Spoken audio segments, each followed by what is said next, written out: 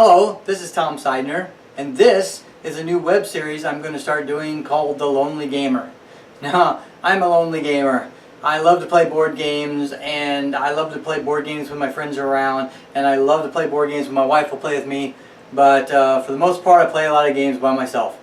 And a lot of times I'll take a game that's a normal game and I'll make up rules for a solo gameplay. And so that's what this video series is going to be. I'm going to take normal games that do not have a solo mode, I'm going to make up rules for them, and then I'm going to teach you how to play it solo. So if you're a lonely gamer, you can play as well. Okay, so the game I'm going to do today is Clank. Clank is a game I picked up at Gen Con. I love this game. I really like playing it, so I want to be able to play it by myself. So if you want to learn how to play Clank and you don't know how to play, I have another video which actually will tell you how to play the game. So go watch that video before you watch this one, or at least before you try to play, because I'm not going to go into the particulars of how to play the game. I'm just going to tell you the differences between the regular game and this solo version of the game. So the first thing is, you set up the board exactly like you would for any other game. So use the instructions in the book, set it up exactly as you would. There are a few differences for the solo game. The first thing is these mastery tokens, these 20-point mastery tokens that you get when you exit the castle, get rid of those. You're not going to need them for the solo game. We're going to take those and put those back in the box. The next thing you're going to do is, normally the market has 6 cards in it. For the solo game, we are only going to use 5 cards. So just only deal out 5 cards to the market for the solo game. For the solo game, you are going to put all 24 of the black cubes into the dragon bag. You will also go ahead and start just like normal, put 3 Clank into the Clank. So normally in the regular game, the first player puts 3 Clank into the Clank. So since you are the first player and the last player, you're going to put 3 Clank into the Clank. Also, set the dragon on the 2-player mark for the solo game. So, the changes to the game are very simple. First of all, you're going to have an extra pawn. You're going to take one of the extra pawns and you're going to leave him up here, and this is going to be your nemesis. Once your person picks up an artifact, the nemesis is then on its turn going to start moving along here until it gets to the skull. If the nemesis makes it to the skull before you get out of the dungeon, you lose. So here's how a normal game turn will play when you're playing in solo mode. First off, you're going to go ahead and play your normal game hand. So normally you would have 5 cards in your hand. You're going to play all the cards from your hand just like you would in a normal game. If you need to put Clank into the Clank area, you're going to put Clank in the Clank area. If you whatever you would do in the normal game, you will do on your turn. Once your turn is over, then you're going to refill the market with any cards that you bought. So if you bought any cards during your turn, let's say if I bought this card during my turn, you would go ahead and refill the market. If the card that you brought up in the solo mode was a dragon card, you would go ahead and let the dragon attack, just like normally. After you're done refilling the market, and if the dragon attacking, then the next thing you're going to do is you're going to take the nemesis turn. So as long as you are in the dungeon and you haven't gotten an artifact yet, what you're going to do on the nemesis turn is you're going to roll a dice.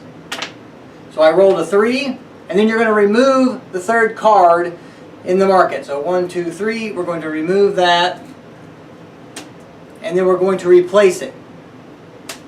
Now if this card that we replaced it with was also a dragon attack, then you would do the dragon attack again, and you would follow those procedures as normal. You would take the Clank out of here, you would put it in the bag, and you would draw the number of cubes that it says on here.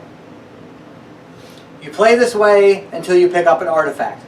Once you pick up an artifact, let's say I'm here and I pick up this artifact. The turn that I pick up this artifact, at the end of that turn, when we do the nemesis turn, not only will the nemesis roll the dice, remove one of the items from the market, it will also move 1 area on here.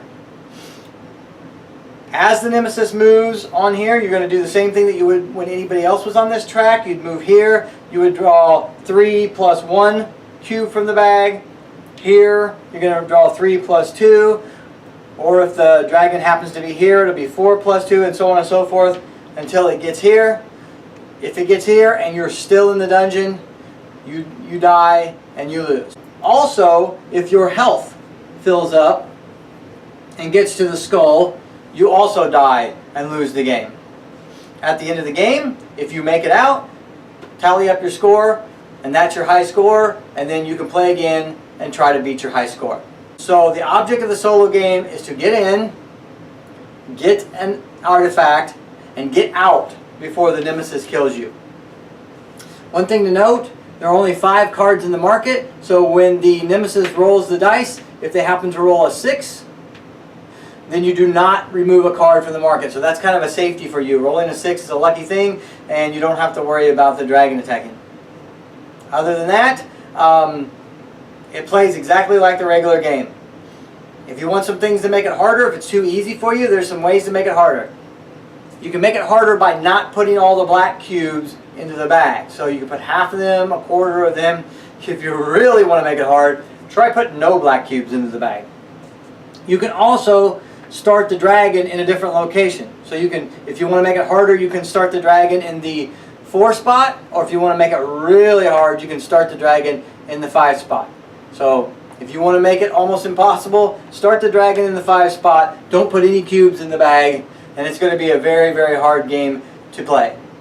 My recommendation, if you're playing it solo, start by trying to get an easy artifact. Start with the 5, try to get to 5, then move on to the 7, and then maybe the 10 and the 15, and the 30 is very, very hard to get. The 30 is hard to get because you have to get through locked doors to get to it, so it actually really slows you down.